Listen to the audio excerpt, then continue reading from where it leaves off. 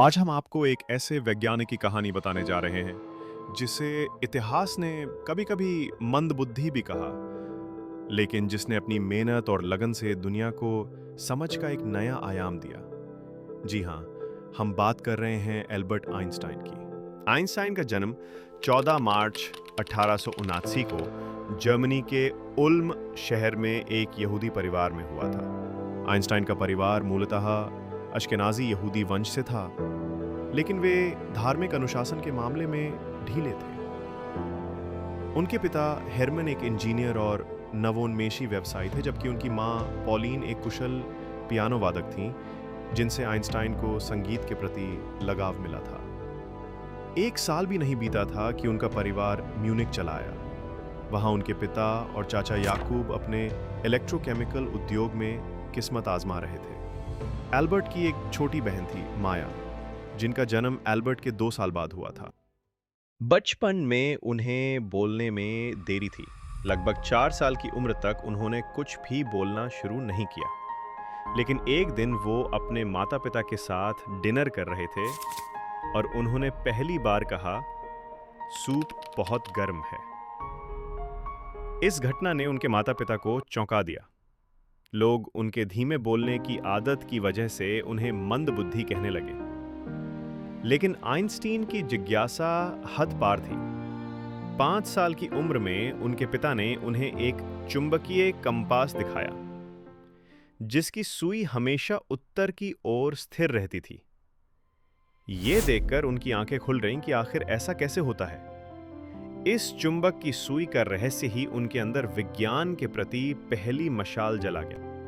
अपने प्रारंभिक वर्षों में आइंस्टाइन ने ईश्वर के अस्तित्व को लेकर असामान्य रुचि दिखाई थी, जिससे उनका परिवार कुछ हद तक चिंतित हो गया था। हालांकि ये प्रारंभिक आध्यात्मिक उत्साह धीरे धीरे विज्ञान और दर्शन की पुस्तकों के प्रति गहरी रुचि में परिवर्तित हो गया। फिर भी ईश्वर की धारणा, विशेषकर स्पिनोजा के ईश्वर की, उनकी सोच को गहराई से प्रभावित करती रही, जिसने उन्हें अपनी वैज्ञानिक महत्वाकांक्षा को ईश्वर के विचारों को जानने के रूप में व्यक्त करने के लिए प्रेरित किया। ये प्रकृति की अंतर्निहित गणितीय संरचना को समझने की एक खोज थी, जो केवल समस्याओं को हल करने से कहीं अधिक गहरी प्रेरणा थी। आइंस्टाइन ने शास्त्रीय संगीत में भी गहरी रुचि विकसित की, विशेषकर वायलिन बजाने में, जो जीवन भर उनके साथ रहा। उनका युवा काल तीव्र जिज्ञासु प्रवृत्ति लिए जाना जाए। मैक तालमोड, एक पॉलिश मेडिकल छात्र जो अक्सर आइंस्टाइन के परिवार के साथ भोजन करते थे, एक अनौपचारिक शिक्षक बन गए और युवा एल्बर्ट को विज्ञान की पाठ्य पुस्तकों से परिचित कराए, जिससे प्रकाश की प्रकृति को लेकर उनकी सोच विकसित हुई। महज 12 वर्ष की उम्र में उन्होंने एक लोकप्रिय विज्ञान पुस्तक श्रृंखला पढ़ी। उस पुस्तक में भौतिकी के मूल सिद्धांत इतने सुंदर ढंग से समझाए गए थे कि छोटे एल्बर्ट ने अपने प्रयास से जटिल ज्यामिति की अवधारणाएं समझ लीं। इसी समय उन्होंने यूक्लिड्स एलिमेंट्स नामक पुस्तक पढ़ी और उससे गहरा मोहित हो गए। उन्होंने गणित को मौलिक तर्क का शुद्ध रूप माना। उनकी प्रगति इतनी तेज थी कि 13 वर्ष की उम्र से पहले ही उन्होंने पाइथागोरस के प्रमेय का एक मौलिक प्रमाण खोज लिया। तालमुड ने उनकी तेज प्रगति के बारे में टिप्पणी करते हुए कहा, शीघ्र ही उनकी गणितीय प्रतिभा की उड़ान इतनी ऊंचाई तक पहुंच गई कि मैं उसका अनुसरण नहीं कर सका। 13 वर्ष की उम्र में उनका बौद्धिक क्षितिज संगीत और दर्शन तक विस्तारित हो गया। तालमुड ने उन्हें इमैनुअल कांट की क्रिटिक ऑफ प्योर रीजन से परिचित कराया, जो आगे चलकर उनका प्रिय दार्शनिक ग्रंथ बन गया। वे ईश्वर में विश्वास करते थे, लेकिन वो विश्वास तर्क आधारित था। उन्हें अंधविश्वास में कोई आस्था नहीं थी। वे कहा करते थे, मैं उस ईश्वर में विश्वास नहीं करता जो केवल प्रार्थना ना करने पर दंड देता। आइंस्टीन की मां चाहती थी कि उनका बेटा पियानो सीखे। एल्बर्ट ने सीखा भी, लेकिन शुरू में अनिच्छा से। बाद में जब उन्होंने मोजार्ट और बाख का संगीत सुना, तब संगीत उनकी आत्मा का पोषण बन गया। वे स्वयं कहा करते थे, अगर मैं वैज्ञानिक न होता तो शायद एक संगीतकार होता। उन्हें विशेष रूप से मार्क ट्वेन की हास्यपूर्ण रचनाएं पढ़ना पसंद था और शेक्सपियर के नाटक उन्हें बहुत प्रभावित करते थे। इसके अलावा वे नियमित रूप से गोए थे और शिलर की रचनाएं भी पढ़ते थे, जिनका उनके दार्शनिक चिंतन पर गहरा प्रभाव पड़ा। शिक्षा के मामले में आइंस्टीन बचपन से ही पारंपरिक तरीकों से अलग थे। उन्होंने औपचारिक स्कूल जाना तब तक शुरू नहीं किया जब तक वे लगभग 6-7 साल के नहीं हुए। लेकिन स्कूल जाना उन्हें जेल की तरह लगता था, क्योंकि वहां शिक्षक रटन पढ़ते थे और छात्रों से बाहर से रट कर उत्तर देने को कहते थे। आइंस्टीन किसी भी चीज को सिर्फ रटने से सीखना पसंद नहीं करते थे, वो हमेशा सवाल पूछते थे। उनकी जिज्ञासा इतनी तेज थी कि सहपाठी उन्हें मंद बुद्धि बुलाकर चिढ़ाते रहे। एक बार एक शिक्षक ने उनसे कहा था, अगर तुम यहां रहोगे तो मेरी कक्षा की पढ़ाई बाधित होती है। लेकिन उनका मन पढ़ाई में लगा रहा। 12 साल की उम्र में पाइथागोरस का प्रमेय देखकर उनका दिमाग चमक उठा और उन्होंने खुद ही इसकी पुष्टि कर ली। 1894 में पारिवारिक व्यवसाय को एक बड़ा झटका तब लगा जब म्यूनिख में विद्युत प्रकाश व्यवस्था का अनुबंध पाने में असफलता मिली। इसके कारण आइंस्टाइन के परिवार को अपनी फैक्ट्री बेचनी पड़ी और उन्हें म्यूनिख छोड़कर इटली जाना पड़ा। वे पहले मिलान गए और बाद में पाविया में बस गए, लेकिन उस समय एल्बर्ट अभी भी जर्मनी में पढ़ाई कर रहे थे। कुछ समय बाद वे भी जर्मनी का वो स्कूल छोड़कर मिलान आ जाते हैं। म्यूनिख छोड़ने के समय वे स्कूल व्यवस्था से पूरी तरह निराश हो गए थे। एक बार उन्होंने अपने स्कूल के प्रिंसिपल को एक चिट्ठी में लिखा, मैं आत्मा की स्वतंत्रता चाहता हूं, जो इस संस्था में नहीं है। किशोरावस्था में इटली में रहने के दौरान ही उन्होंने विज्ञान और प्रकृति को लेकर अपने गहरे चिंतन के आधार पर अपना पहला महत्वपूर्ण शोध पत्र लिखा, चुंबकीय क्षेत्र में ईथर की स्थिति पर एक जांच। अब सवाल आता है, ईथर क्या होता है?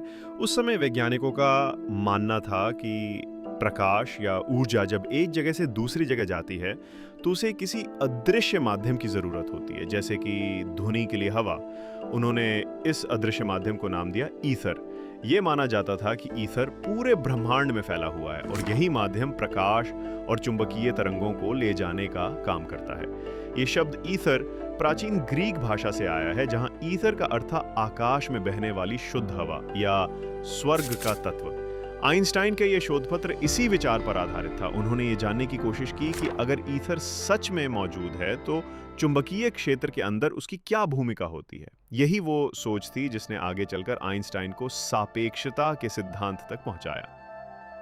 1895 में आइंस्टाइन ने ETH ज्यूरिख, जिसे उस समय स्विस फेडरल टेक्निकल कॉलेज कहा जाता था, में प्रवेश के लिए परीक्षा दी, लेकिन पहली कोशिश में वे सफल नहीं हो सके। इसके बाद उन्होंने स्विट्जरलैंड के अराउ शहर के एक स्कूल में पढ़ाई की और 1896 में मैथ्यूरा परीक्षा उत्तीर्ण की। इस सफलता के बाद उन्हें ETH ज्यूरिख में दाखिला मिल गया, जहां उन्होंने गणित और भौतिकी में अध्यापन प्रमाण पत्र प्राप्त करने की दिशा में अपनी पढ़ाई शुरू की। स्विस फेडरल पॉलिटेक्निक में पढ़ाई के दौरान उनकी कक्षा में उपस्थिति अनियमित रहती थी, लेकिन उनके दोस्त कहते थे उनका एक लेक्चर सुनना 10 किताबें पढ़ने के बराबर है। वे कई बार प्रोफेसरों से बहस में उलझ जाते थे। ग्रॉसमैन के दिए गए क्लास नोट्स के सहारे ही वे कई परीक्षाएं पास कर पाए। उनके मित्र बने मार्शल ग्रॉसमैन, जिन्होंने आगे चलकर कई बार उनकी सहायता की। आइंस्टाइन की सहपाठी थी मिलेवा मारीच, जो बाद में उनकी पत्नी बनी। मिलेवा की विचारशीलता और तर्कशील दृष्टिकोण से आइंस्टाइन अत्यंत प्रभावित हुए थे। 1900 में उन्होंने गणित और भौतिकी में अध्यापन की डिप्लोमा डिग्री प्राप्त की और ETH ज्यूरिख से स्नातक हुए। और डिप्लोमा तो पास हुआ लेकिन तुरंत कोई नौकरी नहीं मिली। यहीं पे उन्होंने अपने जीवन की सबसे प्रिय कल्पनाओं में से एक पर आधारित एक रचना लिखी, जिसका नाम था प्रकाश किरण पर सवार होकर यात्रा करने का एक विचार प्रयोग। उन्होंने अपने मित्र कॉनराड हैबिसेट और मॉरिस सोलोविन के साथ मिलकर ओलंपिया एकेडमी की स्थापना की। एक ऐसा समूह जो लगभग हर दिन दर्शन और साहित्य पर चर्चा करने के लिए एकत्र होता था। ज्यूरिख स्कूल में पढ़ाई के दौरान आइंस्टाइन का रिश्ता उनकी सहपाठी सर्बियाई भौतिक विज्ञान की छात्रा मिलेवा मारीच से बन गया। उनके माता-पिता इस संबंध का तीव्र विरोध करते थे, खासकर मारीच की जातीय पृष्ठभूमि के कारण। इस अस्वीकृति के बावजूद आइंस्टाइन मारीच से मिलते रहे और उनके बीच का पत्राचार आइंस्टाइन के कई नवोदित वैज्ञानिक विचारों को साझा करने का माध्यम बना। 1901 में मारीच गर्भवती हो गई। बदनामी से बचने के लिए वह 1902 की जनवरी में अपने पैतृक शहर चली गईं। उनकी अविवाहित पुत्री लिजरल का जन्म 1902 की शुरुआत में हुआ। उसकी आगे की जिंदगी के बारे में अधिकतर बातें आज भी अज्ञात बनी हुई हैं। आइंस्टाइन और मारीच ने 6 जनवरी 1903 को विवाह किया, जो उनके पिता की 1902 में मृत्यु के कुछ समय बाद हुआ था। उनके 2 बेटे हुए, हांस एल्बर्ट 1904 में जन्मे, जो आगे चलकर एक प्रसिद्ध हाइड्रोलिक इंजीनियर बने, और एडवर्ड 1910 में जन्मे, जिन्हें बाद में स्किज़ोफ्रेनिया नामक मानसिक बीमारी हो गई। 1912 में आइंस्टाइन के और उनकी चचेरी बहन एल्सा लोवेंटल के बीच प्रेम संबंध शुरू हो गए। पहली पत्नी से दूरी बढ़ने लगी और 1914 में वो बर्लिन चले गए, जबकि मिलीवा अपने 2 बेटों के साथ वापस ज्यूरिख चली गई। अंततः 14 फरवरी 1919 को आइंस्टाइन और मिलीवा का तलाक हो गया। तलाक की शर्तों के तहत आइंस्टाइन ने मारीच से वादा किया कि भविष्य में उन्हें यदि कोई नोबेल पुरस्कार मिलता है तो उसकी पूरा पुरस्कार राशि वो मारीच को देंगे। उसी वर्ष जून में उन्होंने अपनी चचेरी बहन एल्सा से शादी कर ली। एल्सा पहले से 2 लड़कियों, इल्से और मार्गोट की मां थीं, जो अब आइंस्टाइन के परिवार में आ गई। इस तरह आइंस्टाइन के परिवार में कुल मिलाकर 1 बेटी, 2 बेटे और 2 कनिष्ठ पुत्र वधुएं थीं। व्यक्तिगत जीवन में कई भावनात्मक मोड़ और परिवर्तन आए। विवाह, संतानों का जन्म, फिर बिछड़ाव और एक नया संबंध। लेकिन इन सब के बीच आइंस्टाइन का वैज्ञानिक जीवन भी आगे बढ़ता रहा। इन्हीं वर्षों में, जब वे अपने पारिवारिक दायित्वों और संबंधों से जूझ रहे थे, उनकी सोच और चिंतन भी एक नए दौर में प्रवेश कर चुका था। अब हम चलते हैं उस दौर की ओर जब उन्होंने पहली बार एक स्थायी नौकरी पाई और जहां तमाम बाहरी हलचलों के बीच उनके सबसे सुंदर विचारों ने आकार लेना शुरू किया। स्नातक होने के बाद जब आइंस्टाइन को कोई अकादमिक पद नहीं मिला, तब उन्होंने 23 जून 1902 को Swiss federal office for intellectual property burn में 3य श्रेणी तकनीकी विशेषज्ञ के रूप में स्थायी नौकरी पाई।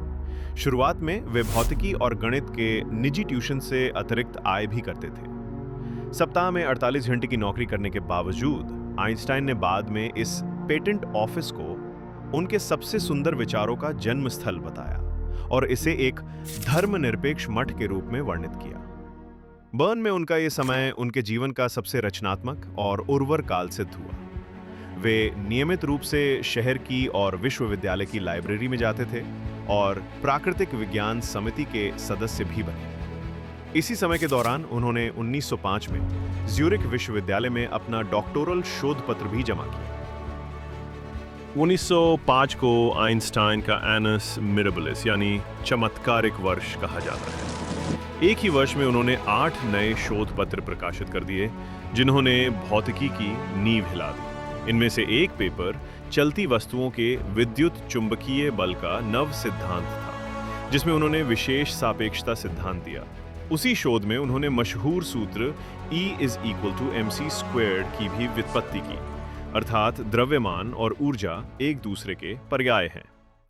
The equation E = mc², in which energy is thought equal to mass multiplied with the square of the velocity of light. एक अन्य पेपर में उन्होंने फोटो इलेक्ट्रिक प्रभाव की व्याख्या की, जिसके लिए बाद में उन्हें 1921 का नोबेल पुरस्कार मिला।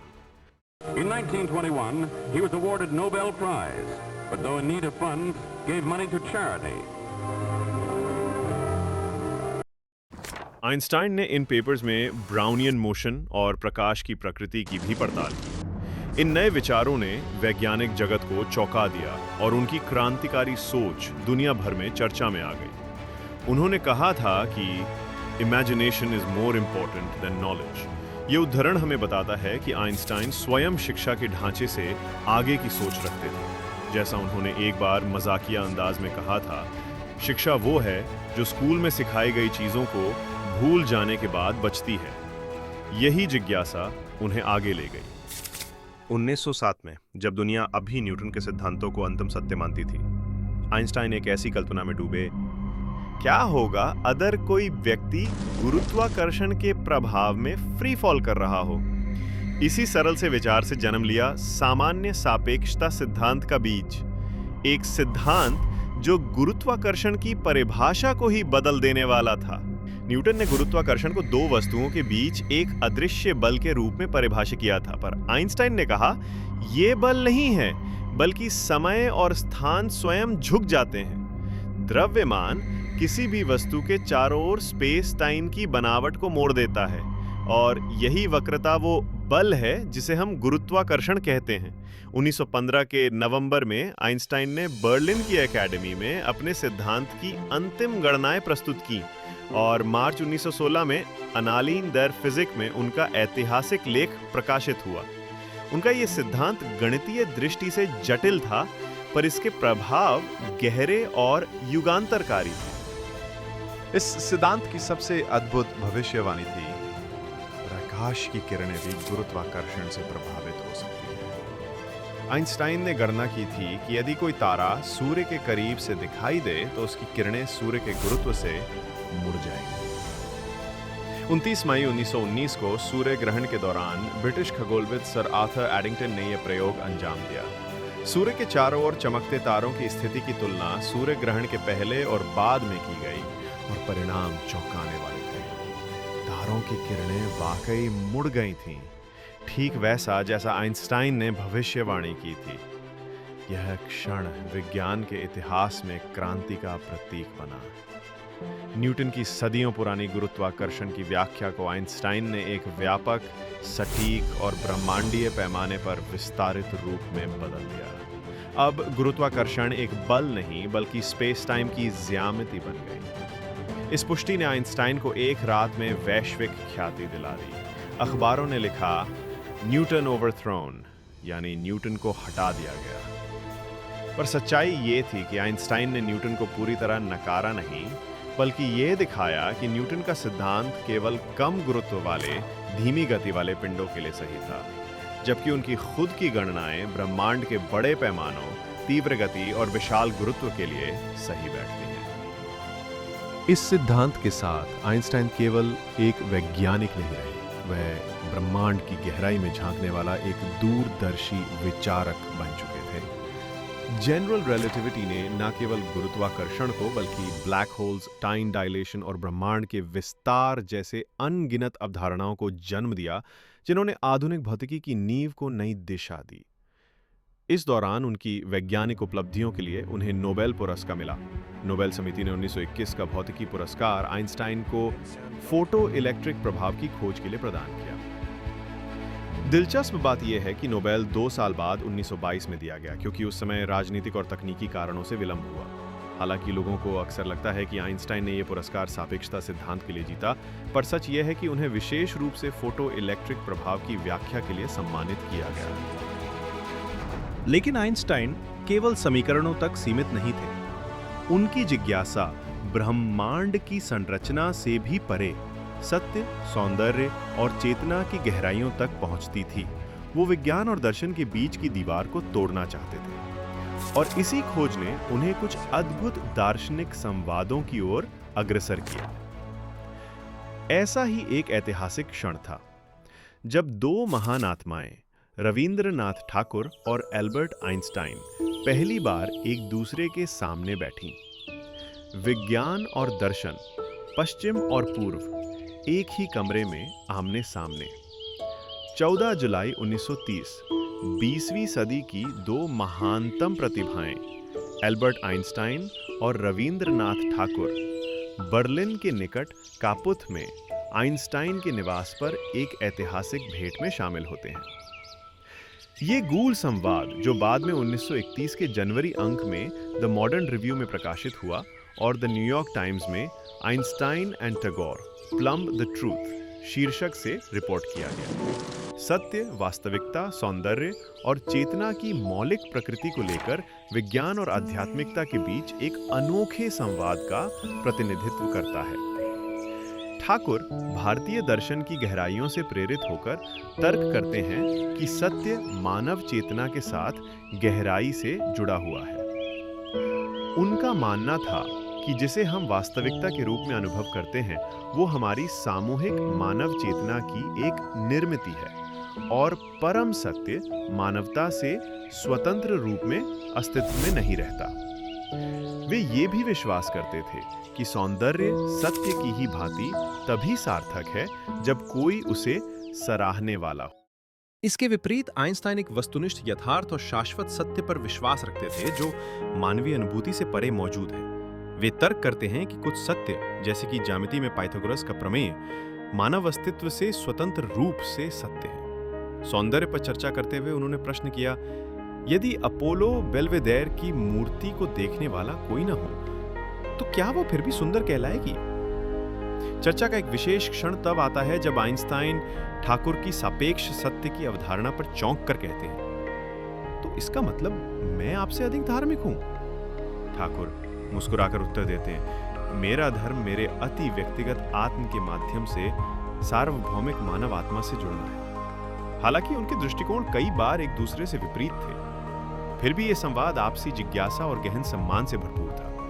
आइंस्टाइन बाद में इस वार्ता को संचार की कठिनाइयों के कारण कुछ हद तक असफल बताते हैं, लेकिन ठाकुर इस मुलाकात को अधिक सकारात्मक दृष्टि से देखते हैं। वे आइंस्टाइन की जिज्ञासु प्रकृति और चर्चा की गंभीरता की सराहना करते हैं। इसके बाद वे कम से कम 3 बार और मिले और उनके बीच दार्शनिक विचारों का आदान प्रदान जारी रहा। ठाकुर की आइंस्टाइन के प्रति श्रद्धा उनके शब्दों में स्पष्ट झलकती है। 20वीं सदी की शुरुआत, विज्ञान की दुनिया एक क्रांति से गुजर रही थी। क्वांटम यांत्रिकी के नए नियम बन रहे थे और उन नियमों की रचना में एक भारतीय वैज्ञानिक की भूमिका थी जो समय के साथ इतिहास का हिस्सा बन गए। सत्येंद्र नाथ बोस, कोलकाता विश्वविद्यालय के एक प्रतिभाशाली प्रोफेसर, उन्होंने फोटॉन के व्यवहार पर एक पेपर लिखा जो पारंपरिक क्लासिकल भौतिकी के विरुद्ध था, लेकिन इस पेपर को कोई पत्रिका स्वीकार नहीं कर रही थी। बोस ने हार नहीं मानी। उन्होंने वो पेपर सीधे उस व्यक्ति को भेजा जो इस युग का सबसे बड़ा वैज्ञानिक माना जाता था, एल्बर्ट आइंस्टाइन। आइंस्टाइन ने उस पेपर को पढ़ा और चौंक गए। बोस ने जो गणितीय दृष्टिकोण अपनाया था वो एक नए युग की शुरुआत थी। आइंस्टाइन ने न केवल पेपर को जर्मन में अनुवाद कर प्रसिद्ध पत्रिका में प्रकाशित करवाया, बल्कि इस विचार को परमाणुओं और कणों के व्यवहार पर भी लागू किया। यहीं से जन्म हुआ बोस आइंस्टाइन सांख्यिकी का, एक ऐसा विचार जिसने बाद में बोस आइंस्टाइन कंडेंसेट जैसे पदार्थों की खोज की नींव रखी। 1927 ब्रसेल्स, बेल्जियम में आयोजित सॉल्वे कॉन्फ्रेंस विज्ञान के इतिहास का एक ऐतिहासिक क्षण था, जहां Einstein, Niels Bohr, Max Planck, Marie Curie जैसे महान वैज्ञानिक एकत्रित हुए थे। ये सम्मेलन उस युग का प्रतीक था जब विज्ञान अपने स्वर्णिम दौर में था और मानव बुद्धि की चरम सीमा एक ही फ्रेम में सजी हुई थी। इस सम्मेलन में आइंस्टाइन और नील्स बोहर के बीच क्वांटम सिद्धांत को लेकर हुई वैचारिक बहसें आज भी विज्ञान में गहराई से याद की जाती हैं, जिनमें आइंस्टाइन का प्रसिद्ध कथन God does not play dice यहीं से चर्चित हुआ। इसी दौर में भारतीय वैज्ञानिक सत्येंद्र नाथ बोस और आइंस्टाइन द्वारा विकसित बोस आइंस्टाइन सांख्यिकी ने क्वांटम भौतिकी को नई दिशा दी, ये दर्शाते हुए कि ज्ञान की कोई सीमा नहीं होती, न भाषा की न भूगोल की। एक भारतीय शिक्षक और एक जर्मन वैज्ञानिक 2 अलग पृष्ठभूमियों से होकर भी एक ही लक्ष्य की ओर अग्रसर थे, सत्य की खोज। और यही विज्ञान की सबसे सुंदर परिभाषा है। जहां एक ओर आइंस्टाइन विज्ञान की सीमाओं को चुनौती दे रहे थे, वहीं उनके विचारों की गहराई राजनीति, नैतिकता और मानवता तक भी पहुंच चुकी थी। और यही उन्हें जोड़ता है एक और महात्मा से, मोहनदास करमचंद गांधी से। आइंस्टाइन जो विज्ञान की दुनिया के एक महान चिंतक थे, महात्मा गांधी से गहराई से प्रभावित थे। उन्होंने गांधी जी को आने वाली पीढ़ियों के लिए एक आदर्श बताया था।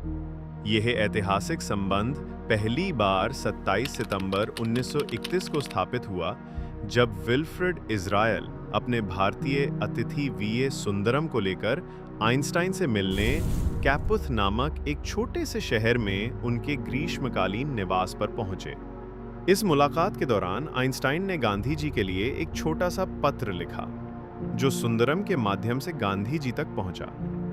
गांधी जी ने भी उस पत्र का उत्तर शीघ्र ही भेजा। हालांकि आइंस्टाइन और गांधी जी की प्रत्यक्ष भेंट नहीं हो सकी, लेकिन उनके बीच एक गहरा वैचारिक और भावनात्मक जुड़ाव स्थापित हो चुका था, और यह संभव हुआ विल्फ्रेड इज़राइल की पहल के कारण। यह संवाद न केवल दो महान आत्माओं के बीच एक पुल बनाता है, बल्कि यह भी दर्शाता है कि विचारों की शक्ति भौगोलिक सीमाओं से कहीं अधिक व्यापक होती है। 1933 में जब जर्मनी में एडोल्फ हिटलर की सरकार बनी और नाजी ताकतें बढ़ीं, तो आइंस्टाइन ने जर्मन सत्ता में लौटने से इनकार कर दिया। उन्होंने प्रूशियन विज्ञान अकेडमी से अपना त्यागपत्र दे दिया और जून 1933 तक यूरोप में ही रुके रहे। अक्टूबर 1933 में आइंस्टाइन अपनी पत्नी एल्सा, सचिव हेलेन डुकास और सहयोगी वॉल्टर मेयर के साथ अमेरिका चले आए और प्रिंसटन, न्यू जर्सी स्थित इंस्टीट्यूट फॉर एडवांस स्टडी में शामिल हो गए। 1940 में उन्होंने अमेरिकी नागरिकता ग्रहण की, पर अपनी स्विस नागरिकता भी बरकरार रखी। संस्थान में उनका समय वैज्ञानिक दृष्टि से उतना फलदायी नहीं रहा जितनी अपेक्षा उन्होंने या संस्थान के प्रोफेसरों ने प्रारंभ में की थी, लेकिन उनकी जनप्रियता अत्यधिक बढ़ गई। पत्रकार और जिज्ञासु लोग उन्हें लगातार अनुसरण करते थे और दुनिया भर के वैज्ञानिक उनसे मिलने या सहयोग करने की इच्छा रखते थे। वो अपने प्रिंसटन पड़ोस में काफी लोकप्रिय थे। अपने साधारण व्यवहार के लिए जाने जाते थे, जैसे पैदल काम पर जाना, पड़ोसियों के नवजात बिल्ली के बच्चों को देखने जाना, कैरल गाने वालों को शुभकामनाएं देना और मोजे पहनने से इनकार करना। उनकी चिट्ठियों की संख्या इतनी अधिक थी कि उनकी सचिव हेलेन डुकास को पत्रों की छटाई करनी पड़ती थी। हालांकि उन्होंने अमेरिकी नागरिकता प्राप्त की थी, उन्होंने कभी खुद को सच्चा अमेरिकी नहीं माना और अक्सर स्विट्जरलैंड में अपने जीवन के दिनों के लिए तरसते थे। दूसरे विश्व युद्ध के दौरान आइंस्टाइन ने नाजी शासन का कड़ा विरोध किया। वो खुलकर स्वतंत्रता, शांतिवाद और मानवता की पैरवी करते थे। 1939 में उन्होंने भौतिक विज्ञानी लियो सेजार्ड के साथ मिलकर राष्ट्रपति फ्रैंकलिन रूजवेल्ट को एक पत्र लिखा, जिसमें यह चेताया गया कि जर्मन वैज्ञानिक परमाणु बम की खोज कर सकते हैं। इस पत्र के परिणाम स्वरूप अमेरिका में मैनहट्टन प्रोजेक्ट की शुरुआत हुई। हालांकि आइंस्टाइन स्वयं इस प्रोजेक्ट से प्रत्यक्ष रूप से जुड़े नहीं थे, लेकिन युद्ध के बाद उन्होंने गहरा पछतावा जताया। उन्होंने कहा था, यदि मुझे पता होता कि जर्मनी परमाणु बम नहीं बनाएगा तो मैं कभी ये पत्र नहीं लिखता। उन्होंने बाद में अपने मित्र लिनस पॉलिंग को बताया कि उनकी एकमात्र बड़ी गलती वो पत्र भेजना था। आइंस्टाइन 1945 में जापान पर परमाणु बम के अमेरिकी प्रयोग की योजना से अवगत नहीं थे। जब उन्हें हिरोशिमा पे बमबारी की खबर मिली, कहा था, दुनिया इसके लिए तैयार नहीं है। वे जीवन भर एक स्पष्टवादी, शांतिवादी रहे। उन्होंने सैन्य व्यवस्था से घृणा की और आदेश के अधीन वीरता, निरर्थक हिंसा और देशभक्ति के नाम पर की जाने वाली सारी घृणित मूर्खताओं की भावुक आलोचना करते थे। परमाणु बम के उपयोग की जानकारी मिलते ही वे परमाणु निरस्त्रीकरण के एक मुखर समर्थक बन गए। उन्होंने प्रसिद्ध रूप से कहा था, समय आ गया है जब मानवता को युद्ध का परित्याग करना होगा। अंतर्राष्ट्रीय समस्याओं के समाधान के लिए युद्ध अब तर्कसंगत विकल्प नहीं है। 1945 के दिसंबर में उन्होंने टिप्पणी की थी, युद्ध जीत लिया गया है लेकिन शांति नहीं आई। अपने जीवन के अंतिम दशक उन्होंने परमाणु निरस्त्रीकरण के उद्देश्य को समर्पित कर दिया, अंतर्राष्ट्रीय सहयोग को प्रोत्साहित किया और सभी परमाणु हथियारों के उन्मूलन के पक्ष में जोरदार ढंग से बोले और लिखा। 1948 में उन्होंने और लियो सेलार्ड ने मिलकर emergency committee of atomic scientists, आपात परमाणु वैज्ञानिक समिति की सह स्थापना की। 1930 के दशक से लेकर मृत्यु तक आइंस्टीन के राजनीतिक कार्यों का एक प्रमुख केंद्र था अंतर्राष्ट्रीय सहयोग को बढ़ावा देना। उन्होंने लीग ऑफ नेशंस की जगह एक नई वैश्विक संस्था के निर्माण की वकालत की और बाद में संयुक्त राष्ट्र में सुधार के पक्ष में भी मुखर रहे। वे दृढ़ता से मानते थे कि अत्यधिक राष्ट्रवाद से लड़ने के लिए एक एकीकृत वैश्विक सरकार आवश्यक है। उन्होंने अपने वैश्विक दृष्टिकोण को व्यक्त करते हुए प्रसिद्ध रूप से कहा था, मैं नस्ल से एक यहूदी हूं, नागरिकता से एक स्विस और स्वभाव से एक इंसान, और केवल एक इंसान जिसे किसी भी राष्ट्र या राज्य के प्रति विशेष लगाव नहीं है। वे नागरिक अधिकारों और अभिव्यक्ति की स्वतंत्रता की सुरक्षा के महत्व पर लगातार जोर देते थे। 1940s के दशक के अंत में उन्होंने national association for the advancement of coloured people NAACP से जुड़ाव किया और जर्मनी में यहूदियों के उत्पीड़न की तुलना अमेरिका में अश्वेतों के साथ होने वाले व्यवहार से की। 1952 में उन्होंने एक उल्लेखनीय निर्णय लेते हुए इजरायल के प्रधानमंत्री डेविड बेन गुरियन द्वारा प्रस्तावित इजरायल के राष्ट्रपति पद को स्वीकार करने से इनकार कर दिया। उनके व्यक्तित्व में ह्यूमर भी भरपूर था। उनकी 72वीं सालगिरह के मौके पर जब एक रिपोर्टर ने उनसे मुस्कुराने को कहा तो आइंस्टाइन ने चिढ़ाकर जीभ निकाली। ये दृश्य फोटोग्राफर आर्थर सासे ने कैमरे में कैद कर लिया। आइंस्टाइन को वो तस्वीर इतनी पसंद आई कि उन्होंने इसके कई प्रिंट बनवाए और मित्रों को हस्ताक्षर कर भेजे।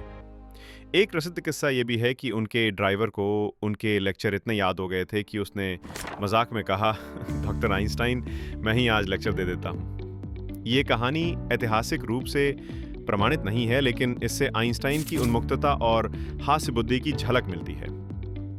अपने जीवन के अंतिम वर्षों में आइंस्टाइन ने यूनिफाइड फील्ड थियरी पर काम किया, एक ऐसा सिद्धांत जो गुरुत्वाकर्षण और विद्युत चुंबकीय बल को एक सूत्र में बांध सके, लेकिन वे इसे पूर्ण रूप से सिद्ध नहीं कर पाए। 17 अप्रैल 1955 को उनकी पेट की धमनी एओर्टिक एन्यूरिज्म फट गई और 18 अप्रैल को प्रिंसटन हॉस्पिटल में उनका निधन हो गया। उनकी मृत्यु से पहले कहे गए अंतिम शब्द जर्मन में थे, जिन्हें पास मौजूद नर्स समझ नहीं सकी। उन्होंने अपनी अंतिम इच्छा व्यक्त की कि उनका शरीर दफनाया ना जाए, बल्कि उनका दाह संस्कार कर राख को एक गुप्त स्थान पर प्रवाहित किया जाए। जब एल्बर्ट आइंस्टाइन का निधन हुआ तो प्रिंसटन हॉस्पिटल के पैथोलॉजिस्ट डॉक्टर थॉमस हार्वे ने बिना परिवार की अनुमति के उनका मस्तिष्क निकाल लिया। ये कदम विवादास्पद था क्योंकि आइंस्टाइन की मृत्यु के बाद उनका मस्तिष्क नैदानिक उपयोग के बजाय वैज्ञानिक अध्ययन के लिए संरक्षित किया गया था। हार्वे ने मस्तिष्क को कई टुकड़ों में काटकर फॉर्मेलिन में भरा और उसे जीवन भर अपने पास रखा। 1978 और उसके बाद कई वैज्ञानिकों ने उन टुकड़ों का माइक्रोस्कोपिक अध्ययन किया, जिसके परिणाम स्वरूप मस्तिष्क की कुछ विशेष संरचनात्मक विशेषताएं सामने आईं, जैसे न्यूरॉन्स के आकार में भिन्नता। हालांकि इस पूरे अध्ययन की विधि और नैतिकता पर आज भी बहस होती है, लेकिन ये घटना आइंस्टाइन की जिज्ञासा और उनके मस्तिष्क को लेकर लोगों की अतिशय रुचि को दर्शाती है। इस पूरी यात्रा में आइंस्टाइन ने सिखाया कि असफलता और चुनौतियां इंसान को कमजोर नहीं करती, बल्कि उसे और मजबूत बनाती हैं। आरंभ में मंद बुद्धि कहे जाने वाला ये लड़का साबित कर गया कि कल्पना और जिज्ञासा से हर मुश्किल आसान हो सकती है। जिज्ञासा और कल्पना से असंभव को भी संभव किया जा सकता है। विज्ञान और मानवता का संगम ही सच्ची प्रगति का मार्ग है। जैसा आइंस्टाइन ने कहा, जिंदगी एक साइकिल चलाने की तरह है। अपना बैलेंस बनाए रखने के लिए चलते रहना पड़ता है। उनकी इसी जीवन दृष्टि ने न केवल भौतिकी की दुनिया को बदल दिया, बल्कि मानवता को भी ज्ञान और शांति का संदेश दिया। आइंस्टाइन के प्रेरणादायक विचार आज भी हम सब के लिए मशाल की तरह है। दुनिया उन लोगों से नष्ट नहीं होगी जो बुरा करते हैं, बल्कि उनसे जो उन्हें देखकर भी कुछ नहीं करते। धन्यवाद दोस्तों। अगर आपको ये वीडियो पसंद आया हो तो लाइक और शेयर करें और हमारे चैनल को सब्सक्राइब करना ना भूलें।